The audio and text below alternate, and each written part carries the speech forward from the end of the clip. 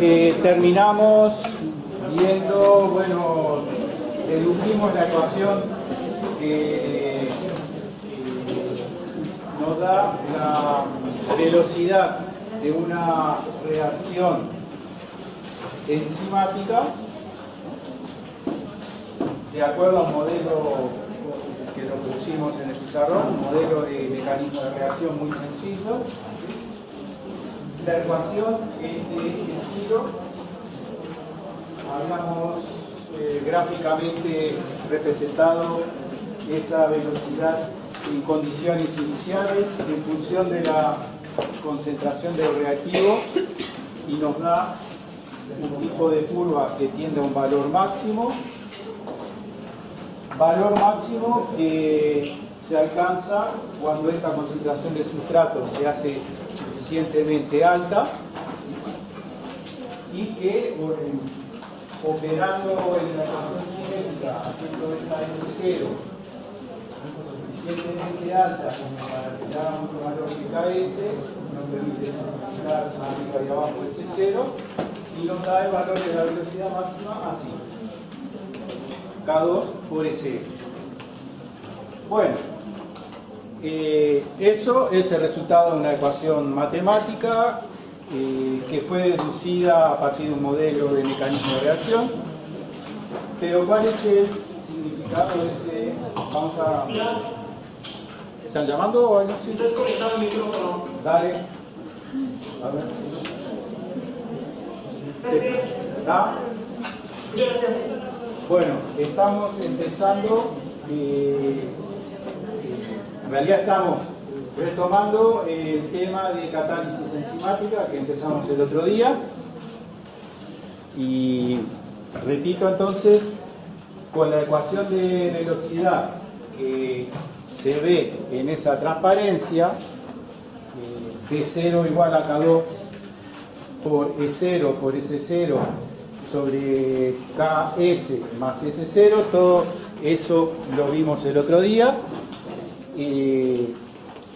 nos da un valor de velocidad máxima que, ¿cómo podemos entender que haya un valor de velocidad máxima? Teniendo en cuenta cómo es el mecanismo de reacción, cómo es que se da a través de las etapas que dijimos. ¿Por qué hay un valor máximo? Ustedes ya ven posiblemente algo parecido en catálisis heterogénea. Cuando la concentración del sustrato S se hace muy alta, el sustrato está, acuérdense del mecanismo, está en una primera etapa formando un complejo con la enzima libre, ¿no? La primera etapa era el sustrato más la enzima, dando en forma de ida y vuelta, o sea, el complejo enzima sustrato, S. Pero cuando la concentración de sustrato se hace muy alta, este equilibrio se desplaza hacia la izquierda totalmente, de manera que todos los sitios de la enzima quedan ocupados por el sustrato. O sea, se alcanza ocupación total de los sitios de la enzima. En ese caso, la concentración del complejo enzima-sustrato se hace prácticamente igual al total, a la concentración de la enzima que hay en el medio. ¿De acuerdo? Esto en condiciones de S0 o de concentración alta de sustrato.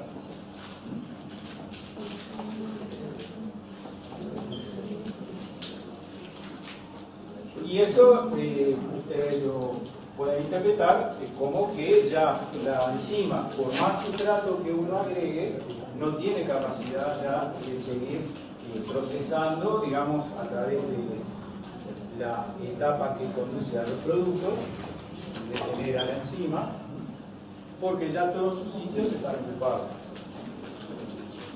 De hecho, entonces, la velocidad de formación de productos,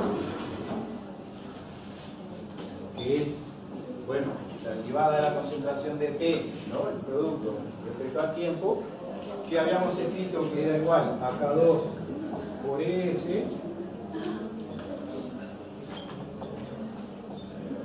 ¿Por qué? Porque es en esa única etapa que estamos formando producto. Y como en condiciones de concentración alta, en concentraciones altas de sustrato, ES es prácticamente igual a E0.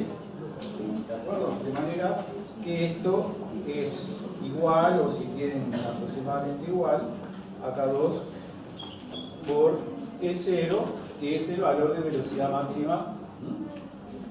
Entonces, esto es el máximo, ¿no? ¿De acuerdo? Bien. Terminamos la clase pasada viendo, ahora retomamos el tema de inhibición. Habíamos dicho que si en el medio hay sustancias que pueden fijarse sobre la enzima, en alguna parte de la enzima pueden alterar su actividad como catalizador. Lo hicimos medio rápido, pero empezamos haciendo la deducción para un caso de inhibición, el primero de los que vamos a ver, de inhibición competitiva, en el que el sustrato y el inhibidor compiten por el mismo ciclo activo. Quiere decir que los dos están queriendo fijarse en el mismo lugar o en los mismos lugares de la enzima. Bueno, todo eso lo vimos el otro día y llegamos a deducir a partir del mecanismo que planteamos, en el cual lo único que agregamos es un equilibrio entre enzima y sustrato, e inhibidor, perdón. Vamos a ver. Agregamos este equilibrio entre enzima e inhibidor, dando el complejo enzima-inhibidor, y dedujimos la ecuación que es esa. Bueno, no sé si alguien repasó lo que vimos, se le plantearon dudas de cómo se llegó, pero esta ecuación de velocidad, la que está acá abajo en esta transparencia,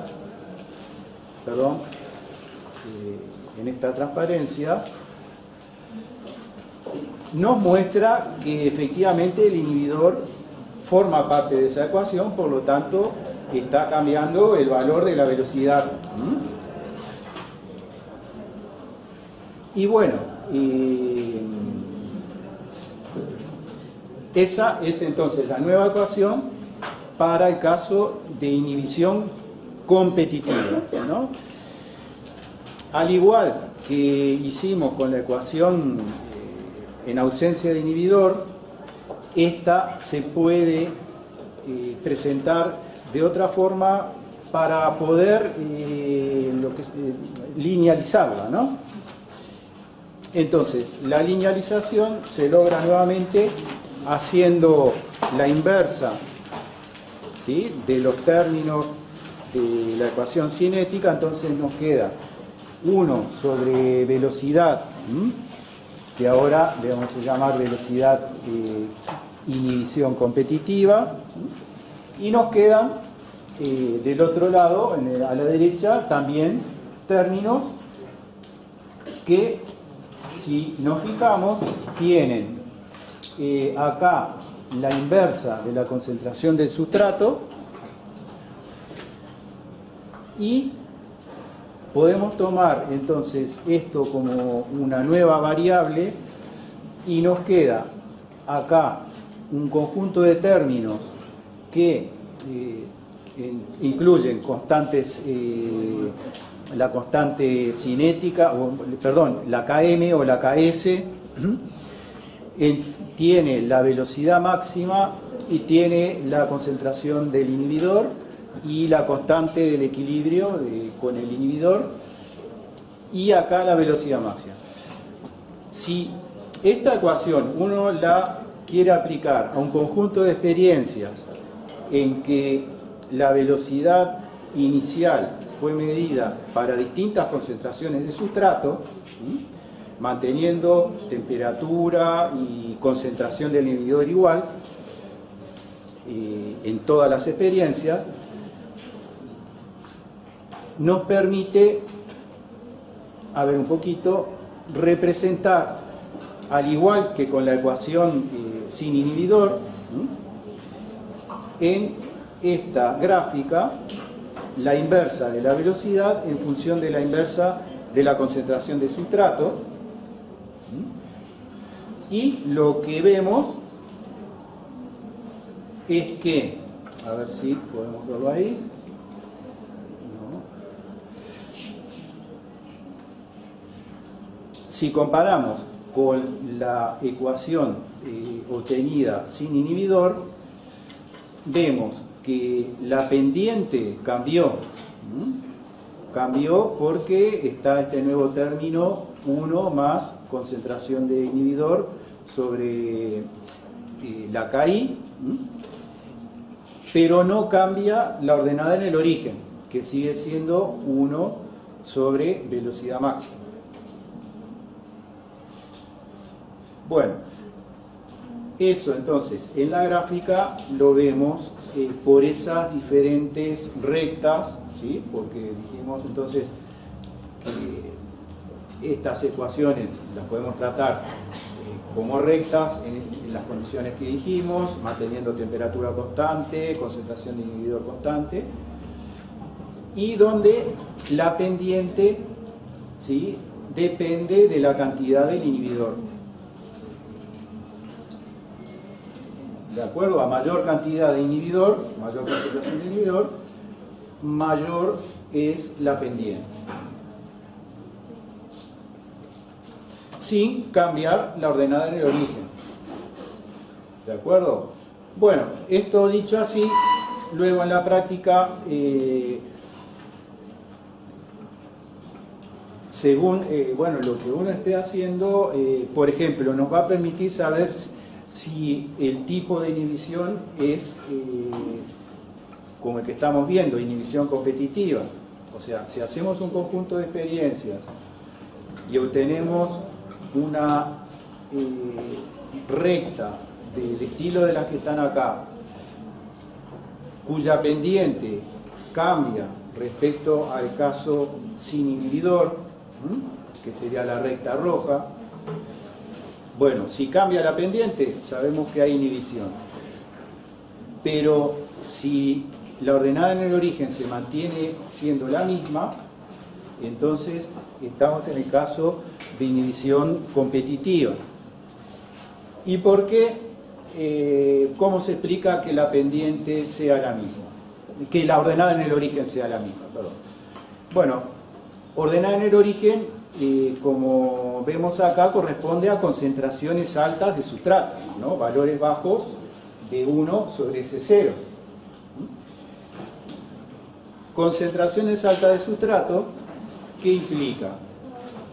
Que en el medio, en donde el sustrato y el inhibidor están compitiendo por los mismos sitios activos, la alta concentración de sustrato desplaza al inhibidor de los sitios donde quiere fijarse, ¿no? Es una competencia y gana el que está en mayor cantidad. Entonces, para altas concentraciones de sustrato, el efecto inhibidor desaparece. Porque el inhibidor, ese compuesto I, ya no se va a fijar sobre los sitios activos. Entonces, en ese caso, a altas concentraciones de sustrato, la velocidad máxima que se alcanza va a ser la misma, con o sin inhibidor. Igual velocidad máxima en esta gráfica implica igual valor de la inversa de velocidad máxima, o sea, igual valor de 1 sobre V0, que es máximo, que es el valor de la ordenada en el origen. ¿Se entiende? Bien. En esta otra transparencia, lo que está puesto ahí, ustedes lo pueden, con las expresiones que hemos manejado antes, ver que efectivamente llegan a eso. Lo que está es el cociente entre la velocidad sin inhibición y la velocidad con inhibición.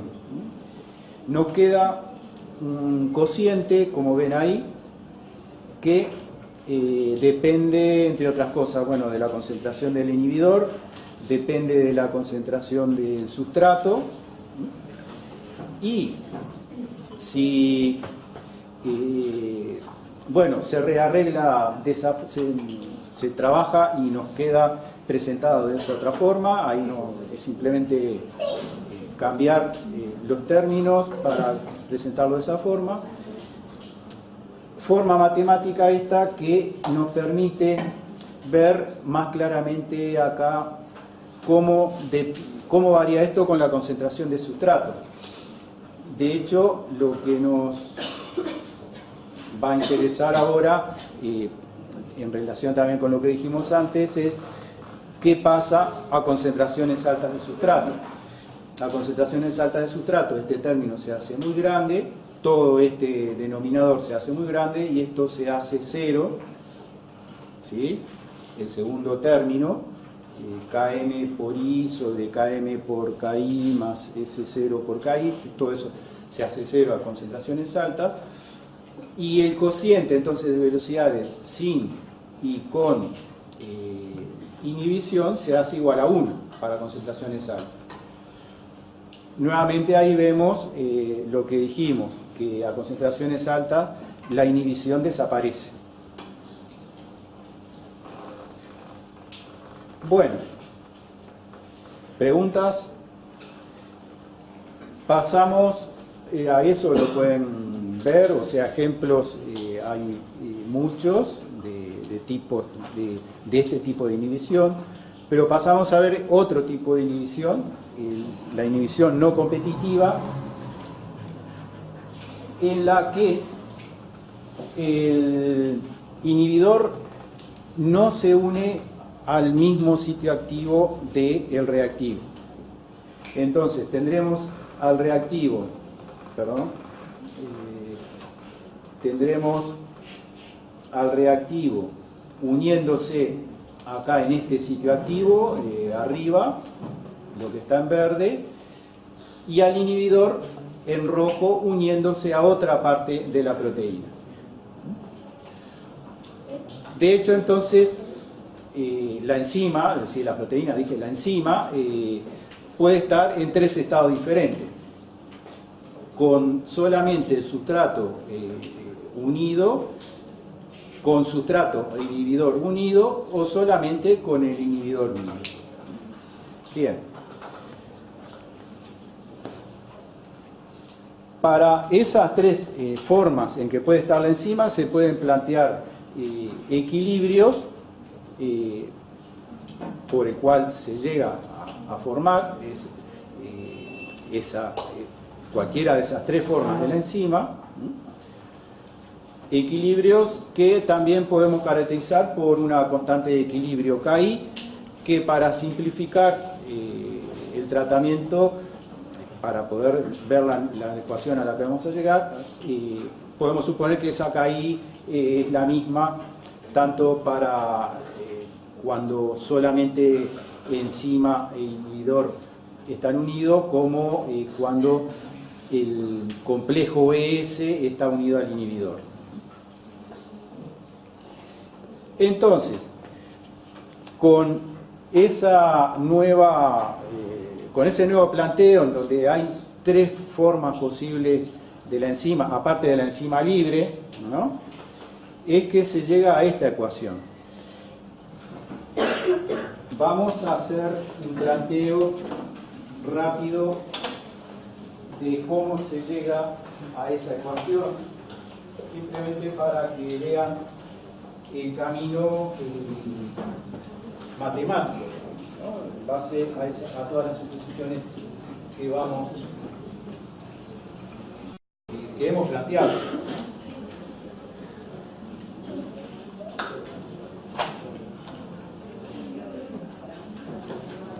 no nos va a dar el tiempo para hacer la deducción completa. Pero esto es nada complicado. A ver qué.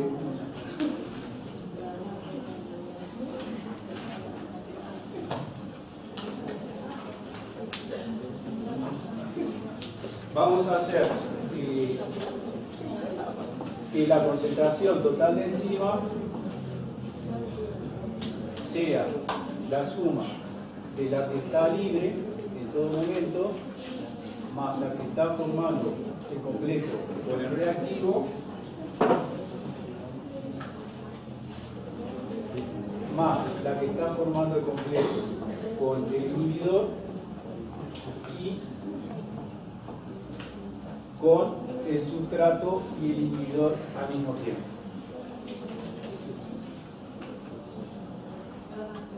Y eso es entonces algo que resulta lógico, de acuerdo a todas las suposiciones que hicimos, y con las constantes de equilibrio que planteamos para estos distintos complejos, podemos plantear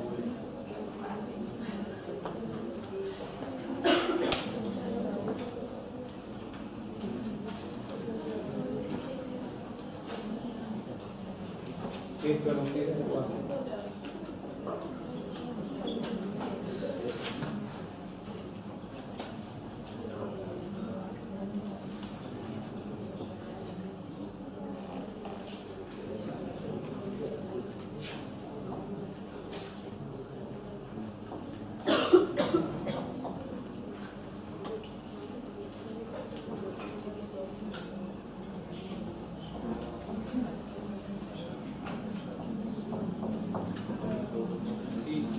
La concentración de EI, o sea, la concentración de los dos complejos que contienen al inhibidor, las expresamos en función de la constante de equilibrio que tienen, y de ahí podemos agrupar términos que tienen a concentración de enzima libre por un lado y concentración de enzima sustrato por otro.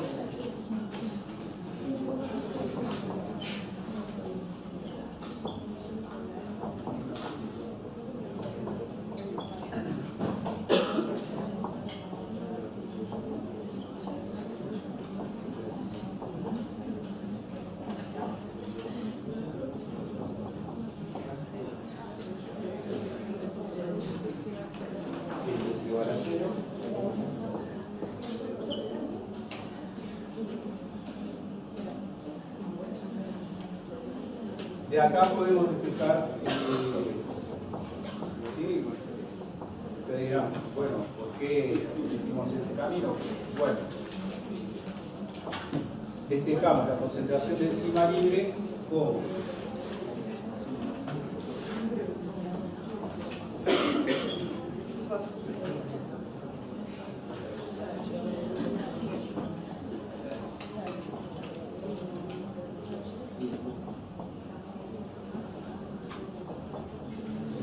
entonces despejamos la concentración de enzima libre, esto es dividido sobre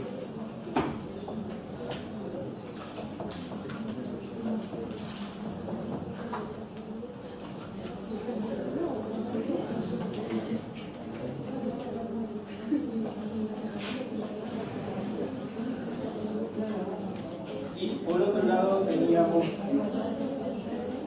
la constante de equilibrio enzima sustrato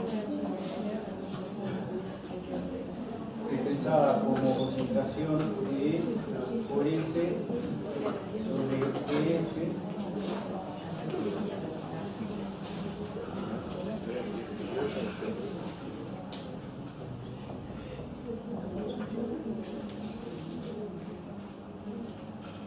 eso ya lo habíamos visto la clase pasada, y esto nos permite, reemplazando la concentración de enzima libre y la constante de disociación del complejo enzima sustrato, nos permite llegar a esto.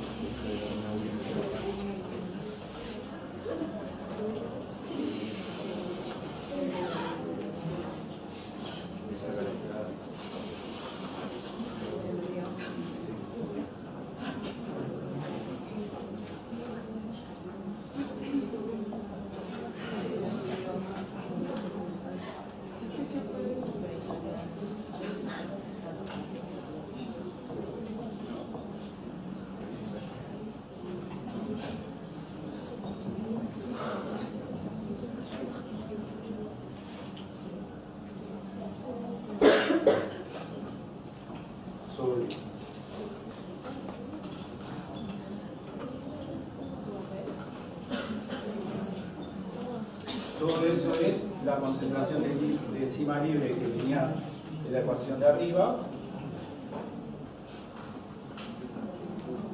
Todo esto entonces multiplicado por la concentración del sustrato dividido la concentración del complejo enzima sustrato.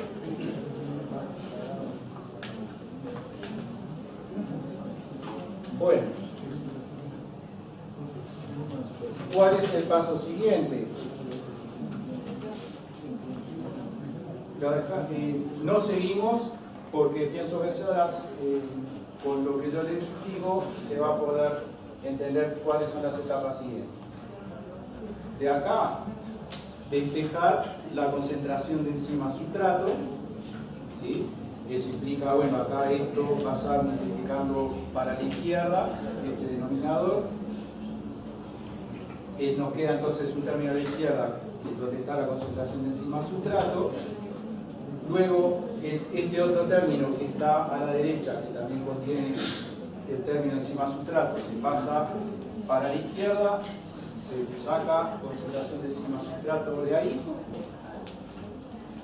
Y finalmente, con esta concentración de enzima sustrato, que va a quedar despejada a partir de esta, se va a la ecuación de velocidad de formación de producto, que sigue siendo la constante K2 por la concentración de enzima sustrato. Entonces, esta concentración de enzima sustrato se sustituye ahí y nos va a quedar la ecuación que está acá en esta transparencia. Entonces, se llega a la ecuación que está en esa transparencia, en donde nuevamente vemos que aparece la concentración del inhibidor. Quiere decir que de alguna forma, bueno, la ecuación a la que llegamos tiene una dependencia de la concentración del inhibidor y bueno, y responde a todo el planteo del mecanismo que planteamos, teniendo en cuenta las distintas formas en que el inhibidor va a estar presente y va a interaccionar con la enzima. Y vista así la ecuación, nuevamente nos permite, por ejemplo, ver qué pasa cuando la concentración del sustrato se hace muy alta, cuando la concentración del inhibidor cambia, qué pasa con la velocidad, pero todo eso se ve mejor o se puede analizar mejor en la forma linealizada que resulta nuevamente de hacer las inversas de los términos de la ecuación. Entonces, en esta segunda ecuación que está en la transparencia, está hecha la inversa de la velocidad, entonces es inhibición no competitiva, y acá a la derecha también los términos que también, si analizamos todos los términos, nos permite ver que en condiciones de temperatura constante, otras variables experimentales constantes, y manteniendo la concentración del inhibidor también constante, un conjunto de experiencias realizadas con distinta concentración inicial de sustrato nos da un comportamiento que debería ser, de acuerdo a esta forma de la ecuación, el de una recta. Un comportamiento lineal. ¿Por qué? Porque lo que está ahí recuadrado, redondeado en rojo, ¿sí?, se mantienen como constantes para ese conjunto de experiencias. ¿De acuerdo? Constantes que, como vemos, va en lo que sería la pendiente, que sería este primer conjunto que está en rojo, redondeado en rojo, tiene también tiene la concentración del inhibidor afectando, al igual que en el segundo conjunto de constantes, en donde también vemos que el inhibidor interviene. ¿Qué quiere decir? Que en este caso, tanto la pendiente como la ordenada en el origen se ven modificadas, a diferencia del primer tipo de inhibición.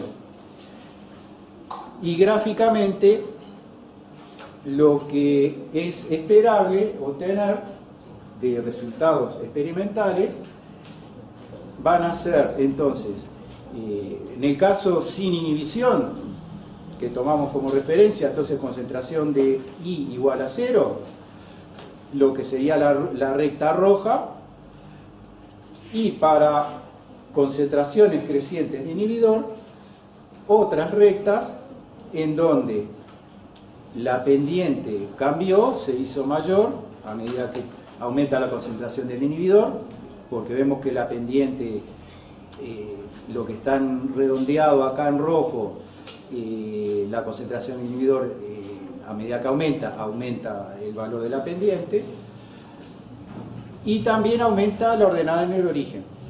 O sea que en este caso no tenemos un punto único en la ordenada en el origen en que se juntan todas las rectas. Bueno, entonces, como vemos, para este caso de inhibición competitiva, si uno trabaja experimentalmente para llegar a este tipo de representaciones ¿sí? de gráficas de los resultados, la competitiva la no competitiva, esta que estamos viendo ahora, se diferenciará de la competitiva que vimos antes, porque aparte de cambiar la pendiente, cambia la ordenada en el origen. ¿De acuerdo? Bien. Al igual que lo que hicimos con el caso anterior de inhibición, podemos representar el cociente de velocidades sin inhibición, que es lo que está arriba, dividido la velocidad con inhibición. Viendo las ecuaciones que hemos planteado en las transparencias anteriores, llegamos a que este cociente es todo esto que está a la derecha en esta ecuación, donde vemos que intervienen de vuelta la concentración de sustrato, la concentración de inhibidor en distintos lados. Y de vuelta, ¿qué pasa si hacemos un análisis de que a medida que la concentración de sustrato se hace cada vez más alta? Bueno, en ese caso es fácil ver acá, bueno, la concentración de sustrato acá va a hacer que esto se haga muy chico, y en definitiva podemos llegar a aproximar para valores altos de S igual a esto. No, incluso creo que no es necesario suponer S muy alto. Directamente acá, trabajando con esta ecuación, se llega a esta, ¿no? Sin suponer nada sobre la concentración de sustrato. ¿Y qué nos dice este cociente? Que la velocidad, bueno, ese cociente, entonces, de velocidad sin inhibición sobre velocidad con inhibición no competitiva, es igual a esto, 1 más concentración de I sobre KI, en donde ahí no vemos dependencia con la concentración de sustrato. ¿Qué quiere decir? Bueno, que para un determinado valor de cantidad de inhibidor, este segundo término, concentración de I sobre KI, tendrá un valor positivo y esta suma será mayor que 1, independientemente de la cantidad de sustrato, o sea, concentración inicial del sustrato. ¿Qué quiere decir? Que en este tipo de inhibición no competitiva, no es posible eliminar el efecto inhibidor por aumento de la concentración del sustrato, tal como vimos en el caso anterior. Habrá inhibición independientemente de la cantidad de sustrato de la cual se parte. Bueno, eso es lo que está dicho ahí en rojo, en la última frase, con otras palabras, pero es lo mismo. Bien, se va siguiendo, por lo menos interesa ver primero los fundamentos cinéticos, que es lo del curso específico aplicado al caso de enzimas, pero de todo eso ver cómo podemos explicar distintos tipos de inhibición y los efectos de esa inhibición, ¿no? Algunos, por supuesto, el tema de profundidad abarca muchas más cosas, pero por lo menos lo que podemos deducir a partir de las ecuaciones cinéticas correspondientes, los mecanismos de reacción. Bueno, y es lógico que la inhibición no se vaya, en este caso, por aumento del sustrato. ¿Por qué? En el caso anterior dijimos que el sustrato y el inhibidor competían por el mismo sitio activo. Entonces, aumentar la concentración de sustrato, al inhibidor le va a costar cada vez más. Imagínenselo en forma de moléculas queriendo entrar. Si son pocas y la concentración del sustrato es mucha, entra el sustrato. En ese caso se eliminaba la inhibición. Pero en este caso, ¿por qué no? Porque el inhibidor se fija en un lugar distinto de la enzima. No hay una competencia con el sustrato por el mismo sitio activo. Entonces el inhibidor entra sin problemas en el lugar, en el sitio de la enzima donde se fija, sin que el sustrato esté queriendo entrar ahí. Entonces se produce la inhibición independientemente de qué concentración tiene el sustrato. Bueno, y rápidamente pasamos al tercer tipo de inhibición, de los más clásicos, que se llama acompetitiva. En este caso, el inhibidor no se une a la enzima libre. Las razones de por qué se dan distintos tipos de inhibición, hay que ir ya más a la naturaleza de las sustancias, de la proteína que forma la enzima, escapa a las posibilidades del curso, ¿no? De por qué se da un tipo de inhibición o del otro, ¿no? Depende mucho de la naturaleza del sustrato, del inhibidor, de las moléculas, ¿no? Del sustrato y el inhibidor. Pero en la práctica, entonces, vamos a tener este tercer tipo de inhibición, en donde lo que no va a haber es unión del inhibidor, que es esta cosa roja que está dibujada acá a la derecha, que no va a estar nunca unida a la enzima libre. Entonces la enzima en ese caso puede estar bajo tres estados, ¿no? El que está dibujado acá arriba, en donde está unida solo al sustrato. Esta otra forma, en donde la enzima está unida al sustrato, si bien digo, y al inhibidor, pero esta última forma no va a existir, ¿no? Inhibidor y enzima solo. Bueno, a partir de estas suposiciones, con el mecanismo clásico que ya hemos utilizado previamente para la reacción enzimática, el equilibrio o mejor dicho, el pasaje en ambos sentidos, enzima-sustrato formando el complejo, que puede disociarse o reaccionar para dar producto, y agregándole los equilibrios que forma el inhibidor con el complejo enzima-sustrato,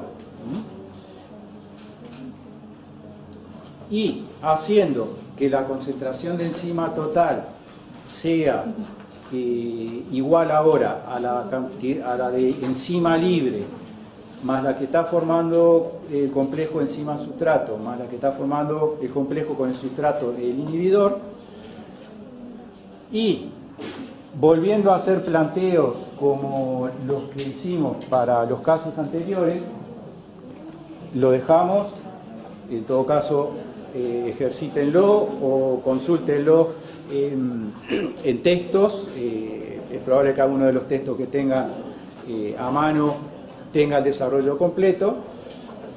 Llegan a la ecuación cinética correspondiente, ¿no? En donde nuevamente vemos que está el inhibidor formando parte de esa ecuación, quiere decir que va a haber un efecto de la cantidad de inhibidor sobre la velocidad, ¿no? Y hacemos el mismo tipo de planteos que anteriormente, hacemos la inversa de ambos términos, entonces queda 1 sobre velocidad máxima acá y 1 sobre concentración de sustrato inicial como variables, ¿sí?, para un conjunto de experimentos controlado en cuanto a condiciones, y nuevamente nos queda una ecuación que sería la de una recta, que nos predice entonces que el conjunto de resultados que obtengamos de velocidad inicial en función de la concentración de sustrato va a ser una recta.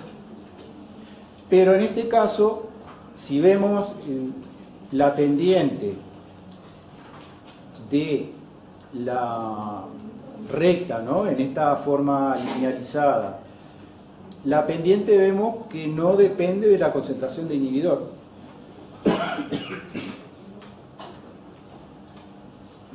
Pero lo que sí depende es la ordenada en el origen.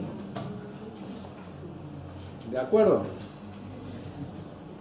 Entonces, ¿qué es de esperar para un tipo de inhibición así? Que se van a obtener rectas paralelas respecto al caso sin inhibición, que siempre acá está representada por la recta roja. Eso es con I igual a 0. Y con inhibición irá aumentando la ordenada en el origen, ¿sí?, por efecto de este término concentración de I sobre KI. Y tendremos entonces rectas paralelas con distinta ordenada. Bueno, donde cambia, lo único que cambia es la ordenada en el origen, ¿no? La pendiente cambia. Bueno, nuevamente, si esto es el resultado de un conjunto de experimentos, estas formas de comportamiento en forma de rectas se diferencia de los dos casos anteriores de inhibición. Por lo tanto, el estudio nos permitirá concluir de que en este caso estaremos en presencia de este tipo de inhibición, ¿no?, llamada acompetitiva. Bueno, nuevamente podemos plantear el cociente de velocidades iniciales sin inhibición y con inhibición, en este caso la llamada acompetitiva. Nos queda eso, ese término que de vuelta tiene concentraciones de sustrato y de inhibidor, y que haciendo la concentración de sustrato ahora muy alta, nos aproximando entonces acá, haciendo S0 mucho mayor que KM en el denominador, nos queda prácticamente S0, que lo podemos simplificar con este. A su vez, este término, al hacer S0 muy grande, se hizo mucho mayor que este KM, y nos queda entonces que este cociente de velocidad sin inhibición sobre velocidad con inhibición nos queda igual a esto para concentraciones altas. ¿Qué quiere decir? Que a concentraciones altas, para una determinada concentración de inhibidor, esto será mayor que 1. ¿Qué quiere decir? Que aumentando la concentración de sustrato tampoco podemos eliminar totalmente el efecto inhibidor. Vamos a tener un cociente que va a ser mayor que 1. ¿De acuerdo? Si no hubiera inhibición, ¿cuánto valdría ese cociente?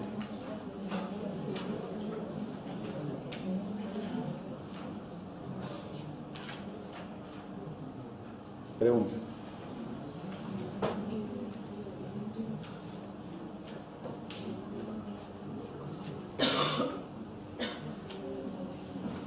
¿Cuánto valdría ese cociente si no hubiera concentración, la concentración del inhibidor fuera 0? 1. Y en ese caso, ¿qué diríamos? Que las velocidades serían iguales, ¿no? Bueno, de hecho, sin inhibidor, estamos hablando, la abajo sería igual a la de arriba. Bueno, entonces, nuevamente la conclusión es que en este caso de inhibición, la cantidad, el aumento de la concentración de sustrato no compensa totalmente al efecto inhibidor. O sea, bien. Hay otros tipos de inhibiciones, pero que ya son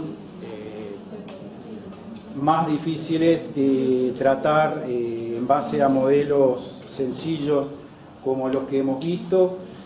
¿Sí? Los que tengan por su carrera que seguir con estos temas, ¿sí? Tendrán posiblemente, bueno, los cursos de bioquímica, ahí deben tratar con este tipo de temas.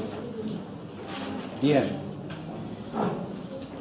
en lo que queda de la clase vamos a ver el último tema vinculado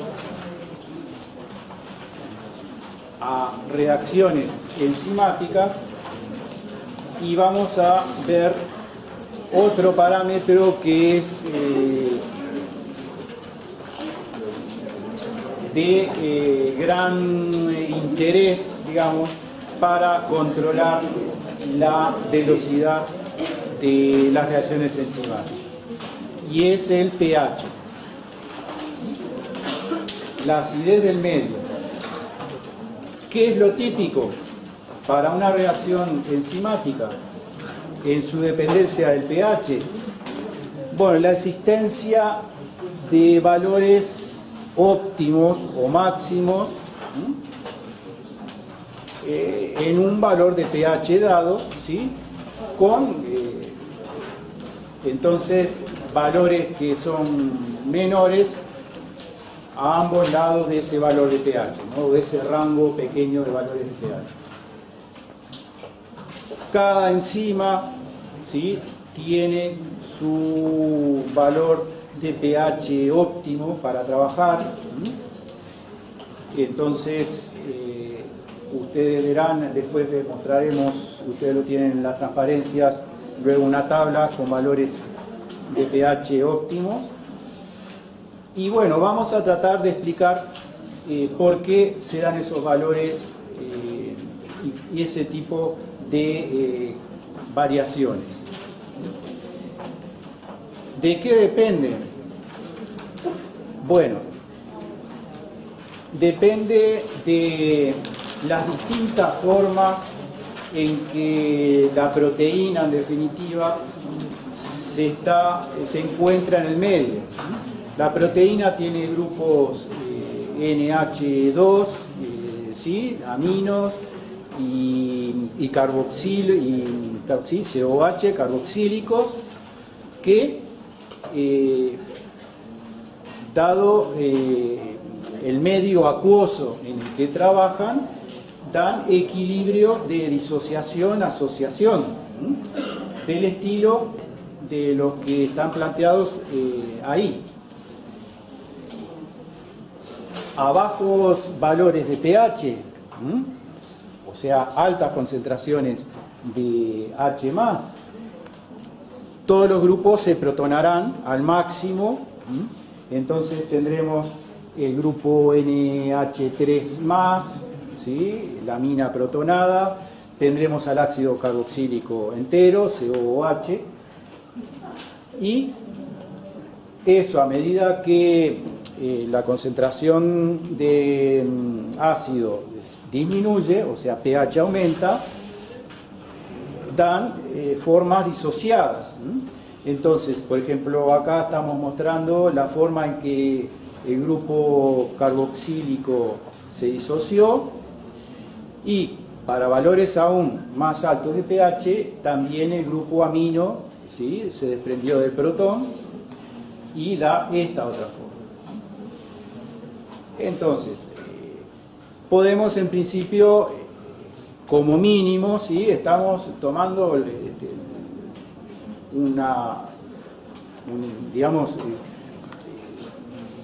un mínimo, digamos, de suposiciones en cuanto a lo que va a estar presente en el medio. Podemos suponer que hay tres formas posibles de los grupos que forman a la proteína. Y forman entonces lo que ahí llamamos como EH2, la forma totalmente protonada, una forma intermedia y otra forma totalmente desprotonada. ¿Y qué sucede? Que la forma catalíticamente activa de la enzima es normalmente la intermedia, la que acá está como EH. Esa es la que tiene capacidad de actuar como catalizador. No así las otras formas, la totalmente protonada o esta otra, totalmente desprotonada. ¿Qué sucede entonces cuando uno coloca una determinada cantidad de enzima en un medio reaccionante? Según el pH que se fije para ese medio, va a depender la concentración de esta forma EH, y que tendrá un valor máximo para un valor de pH intermedio. Ese valor de pH intermedio es el que después uno toma como valor óptimo para la correspondiente enzima. Bien, eso es lo básico del comportamiento de enzimas en función del pH, y lo que vamos a plantear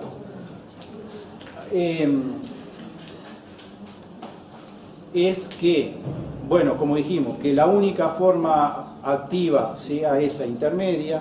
Luego en la práctica puede suceder que las otras tengan algo de actividad también, pero vamos a suponer que solamente la EH tiene actividad catalítica, y vamos a hacer entonces un planteo también en forma de ni siquiera desarrollaremos un mecanismo nuevo, simplemente vamos a plantear, y como caso aún todavía más sencillo, solamente la existencia de este equilibrio, el equilibrio entre esa forma intermedia y la forma disociada, dando el protón, o sea, desprotonada. Vamos a suponer esas dos formas únicamente, para poder hacer un planteo que nos permita llegar matemáticamente a una ecuación que nos dé la influencia del pH. Entonces, con ese equilibrio entonces que se va a dar en el medio acuoso, podemos plantear que en principio la enzima total, la enzima en su totalidad, pueda estar presente en dos formas libres, ambas, o sea, sin combinarse con el reactivo, ¿sí?, como la forma protonada y la forma desprotonada. ¿De acuerdo? Bien. Entonces, a partir de ahí, vamos a definir lo que llamamos fracción de enzima activa, que es, bueno, la concentración de la forma pH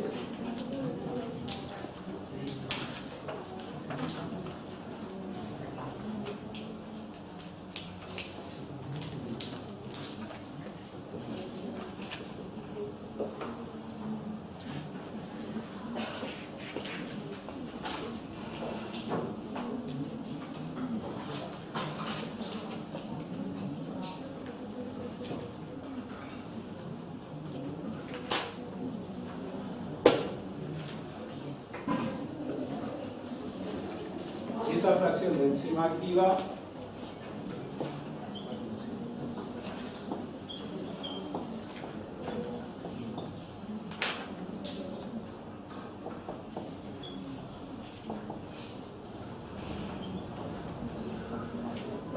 es H sobre la total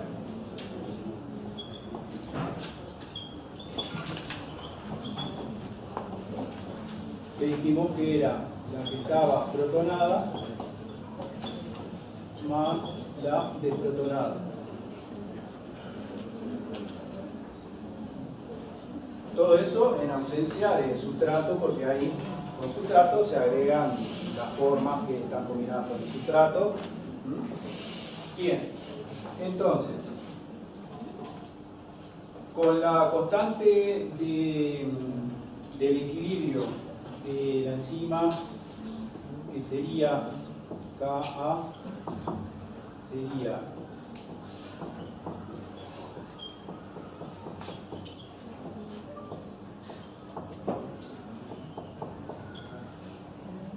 uno puede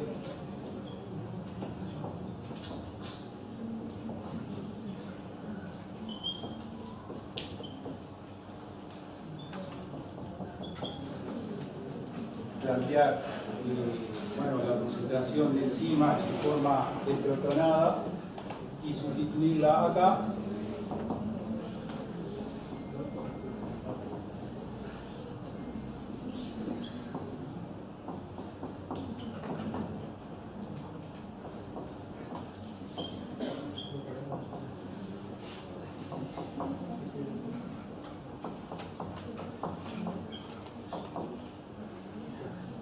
y eso nos queda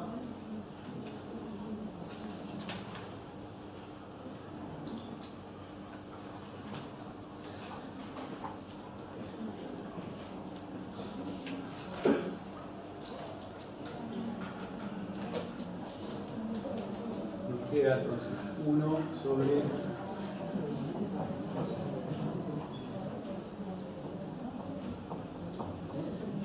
o lo que es lo mismo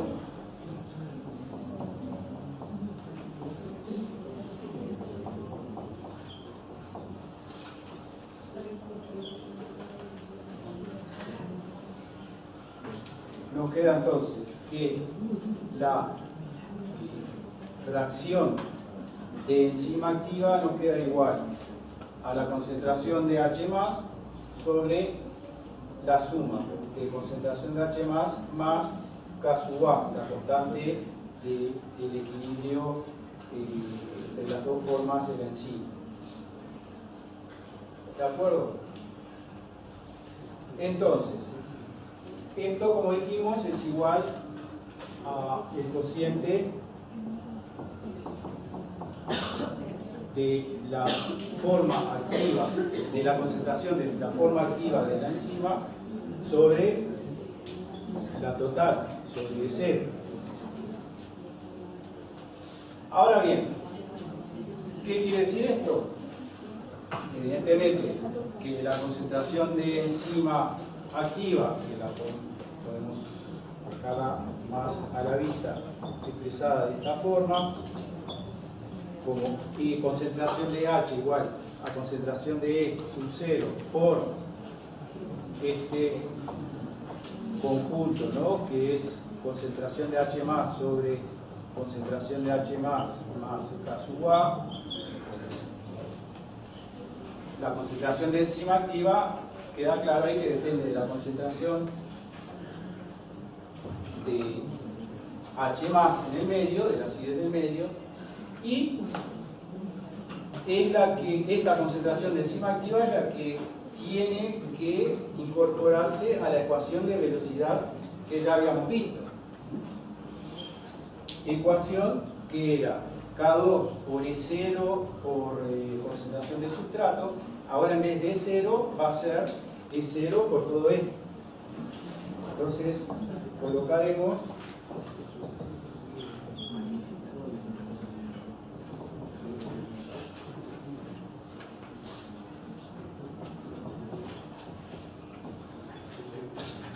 por S0, o sea, estamos planteando la misma ecuación de velocidad que habíamos visto, pero en donde ahora la concentración de enzima total activa, ¿sí?, queda en función de esa concentración de H+, y esto era sobre Ks o Kn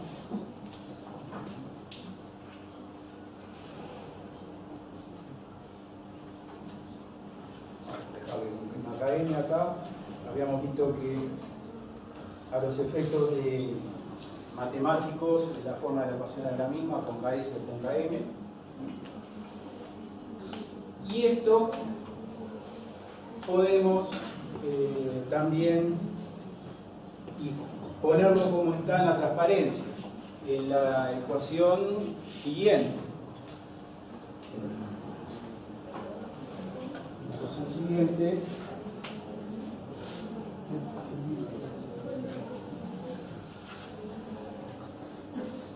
¿qué hicimos? Ahí aparece una K sola, que es el producto de K2, a ver un poquito. Bueno, pues esa ecuación se desarmó ahí. Disculpen, ustedes en la transparencia puede ser que la tengan bien. La ecuación queda como lo que está en el pizarrón, y al conjunto K2 por el producto de H más sobre H más K le llamamos K.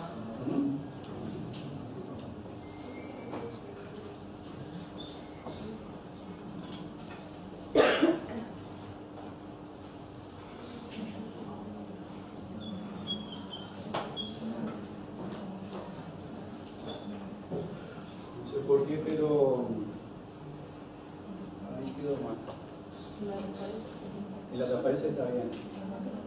Bueno, y esta acá, como ven, en esta última forma de expresarla, la velocidad como K por E0 por S0 sobre Km por más S0, está representada en función de la concentración total de enzima, E0, que en definitiva es el dato que después uno puede manejar experimentalmente como conocido, la concentración de enzima que se está usando,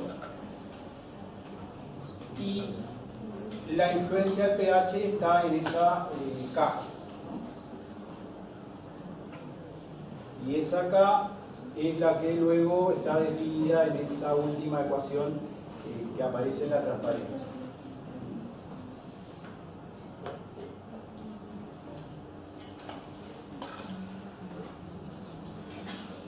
Bueno, y eso es a lo que se llega como ecuación de velocidad para poner en juego la influencia del pH. Para un caso muy sencillo, como dijimos, ¿no?, donde hay solamente dos formas de la enzima, ¿no?, la activa y otra más en equilibrio ahí con esa reacción que está planteada ahí, la disociación. Bien. Y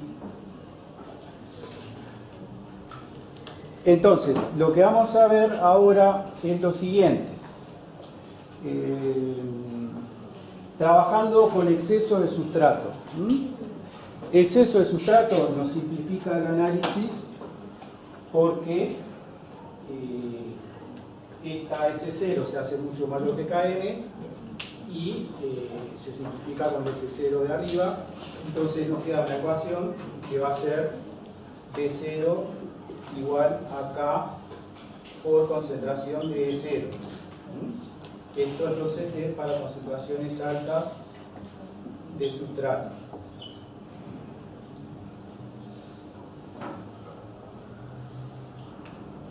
Trabajando en esas condiciones es que podemos analizar cómo es que influye el pH sobre la velocidad. Entonces, a bajos valores de pH, que implican altos valores de acidez, o sea de H+, lo que varía es el término K, o sea, K, altos valores de, dijimos, bajos valores de pH significa altos valores de H, entonces esta H se hace mucho mayor que K, y se simplifica con la H que está arriba, y a ver si ahí está. Entonces en forma logarítmica, ese es el otro paso que está dado, representamos la ecuación de velocidad en forma logarítmica. Para bajos valores de pH nos queda esta forma de la ecuación, que le llamamos ecuación 1, válida únicamente a pH bajos. Y para altos valores de pH, que implica entonces altos pH, bajos valores de concentración de H+, esto va a ser chico respecto a esto, entonces nos queda K2 por H+ sobre Ka, y la ecuación de velocidad en forma logarítmica nos queda como está acá abajo la última ecuación de la transparencia, lo que llamamos ecuación 2.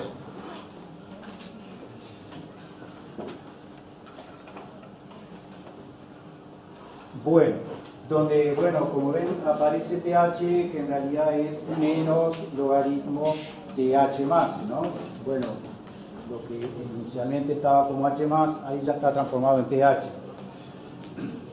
Pero la idea es ver que la ecuación 1 no nos muestra dependencia del pH. Por lo tanto, es una recta horizontal, que es esto que está punteado acá a la izquierda, válida en un rango de pH bajos, ¿no? Por supuesto, cuando el pH comienza a aumentar, esa recta punteada, válida solo a pH bajos, se despega del comportamiento real, que es la curva continua. Entonces hay una zona intermedia en donde no es válida la ecuación. Y la ecuación 2, que es válida para pHs altos, también es la ecuación de una recta cuando se la representa en función de pH, ¿no? O sea, en esta representación gráfica, el logaritmo de B0 en función de pH.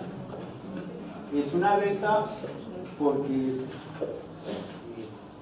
logaritmo de K, logaritmo de K2, logaritmo de K sub A, logaritmo de K2 y logaritmo de 0, lo estamos teniendo, son valores constantes en ese análisis en función del pH. Entonces es una recta dependiente 1, ¿sí? Válida también es esta otra recta punteada, válida a pHs altos. Y cuando matemáticamente uno hace el corte entre esas dos rectas punteadas, ¿qué estamos haciendo en el punto de corte? Igualando los valores que nos dan ambas ecuaciones, ¿de acuerdo? Podemos plantear entonces que la ecuación 1 en ese punto de corte es igual a la ecuación 2. Y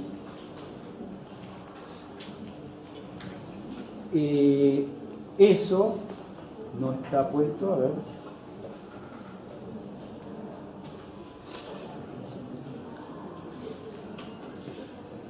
Entonces, lo que ahí pasa es lo siguiente, dice.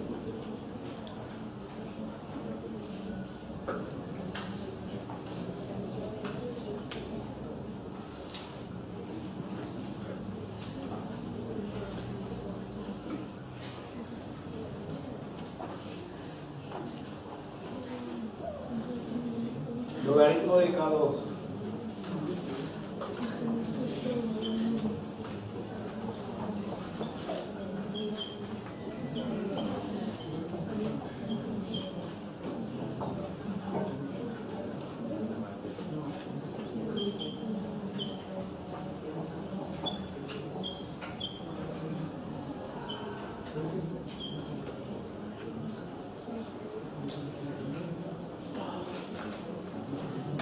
Menos logaritmo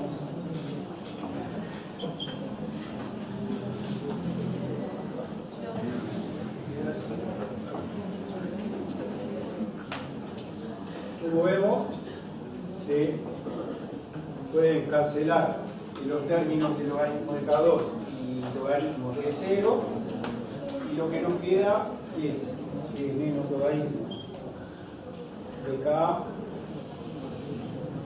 menos pH, que es igual a 0. O dicho de otra forma, esto menos logaritmo de una constante de acidez es lo que se conoce como pKa. Menos pH igual a 0. O dicho de otra forma, el valor de pH para ese punto de corte, pues todo esto fue planteado para el corte de ambas rectas. El valor de pH en ese punto de corte nos permite calcular el pK para el equilibrio de disociación del ácido.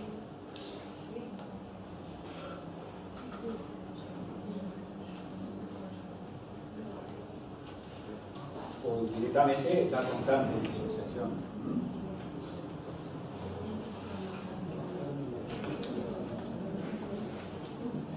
Bueno,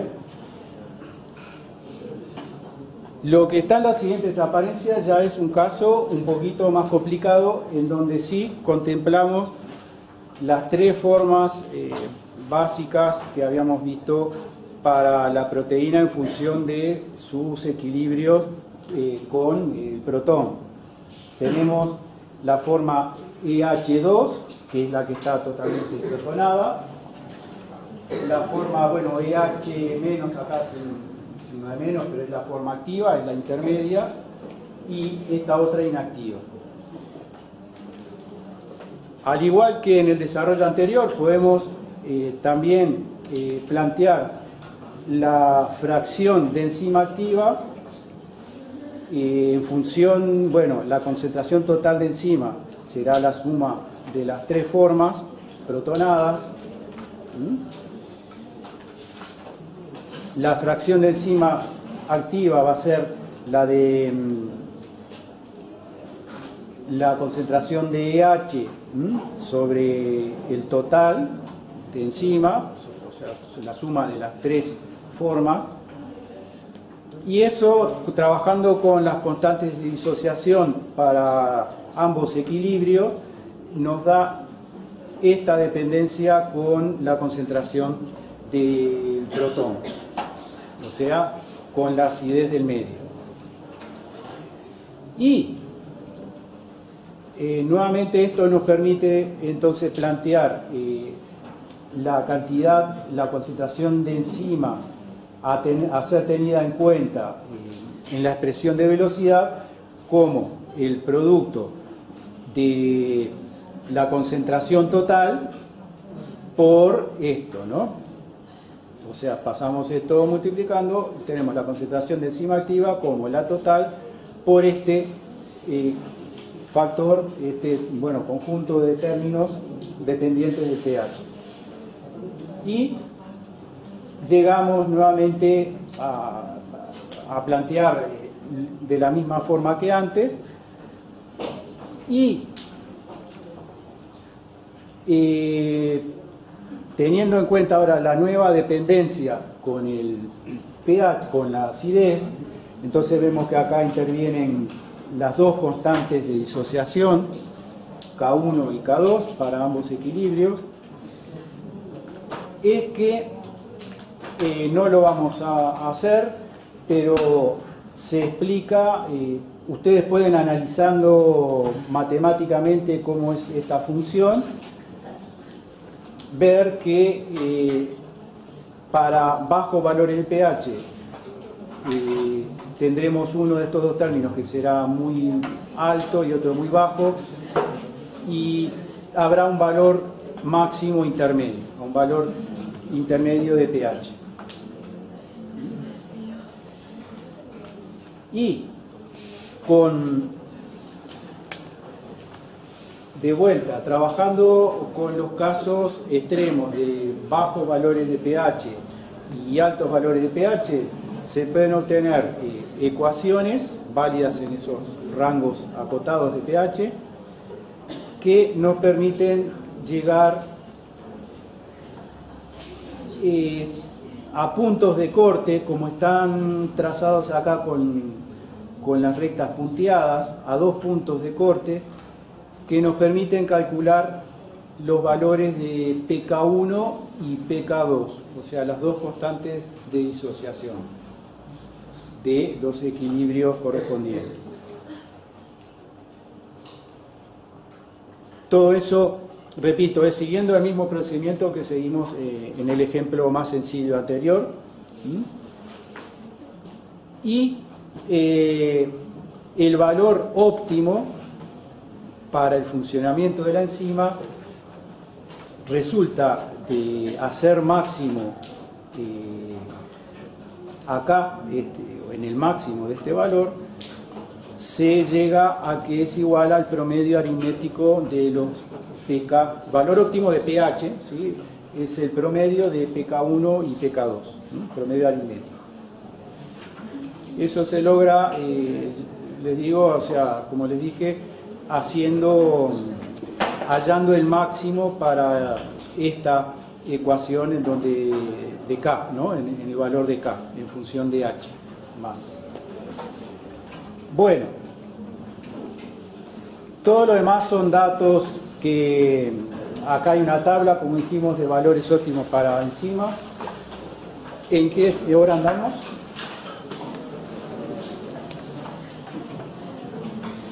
Vamos a aprovechar 5 minutitos más, ¿tá? Que son porque estamos apretados ahora y en la clase que viene, para empezar a ver algo del tema de temperatura, de cómo influye la temperatura en reacciones enzimáticas.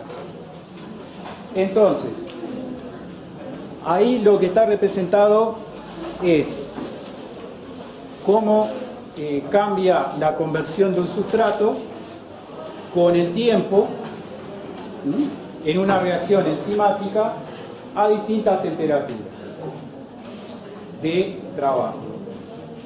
O sea, se hacen experiencias en donde se va viendo cómo se va modificando la concentración de reactivo y su conversión en producto. Y a una temperatura que tomamos como referencia de 40 grados, vemos que la conversión es lineal, digamos, en función del tiempo, o sea, aumenta proporcionalmente con el tiempo. Para concentraciones mayores, ¿qué es lo que se espera en función de lo que ustedes ya conocen de la influencia de temperatura? Generalmente el aumento de temperatura, lo que ustedes han visto es que aumenta la velocidad de reacción, ¿de acuerdo? Entonces lo que es de esperar es que en función del tiempo se convierta mayor cantidad de sustrato. Eso se ve acá por una pendiente que es mayor, a 50 grados, mayor que a 40. Al principio, lo que sí comienza a verse a temperaturas mayores es que esa pendiente no se mantiene en el tiempo. sino que comienza a disminuir. Por ejemplo, todo esto es esperable en condiciones de velocidad inicial, ¿no? Donde la concentración del sustrato varía relativamente poco. Pero aún mayores temperaturas de reacción, nuevamente vemos que el valor inicial de la pendiente se hace mayor, pero se hace más pronunciado su cambio, su disminución, la disminución de la pendiente, a medida que transcurre el tiempo. Y ese efecto de cambio de pendiente se hace cada vez más pronunciado a medida que va aumentando la temperatura. Para otra temperatura ahí de 70 grados, nuevamente vemos que inicialmente la pendiente aumentó, pero luego decayó mucho más pronunciadamente. Bueno, si todo eso consideramos que pasa en condiciones en que podemos considerar velocidad inicial, la pendiente no debería de cambiar. Bueno, cambia por el tema de desnaturalización, ¿sí?, de la proteína. Y bueno, esto lo retomamos la clase que viene. Mañana tienen ejercicio.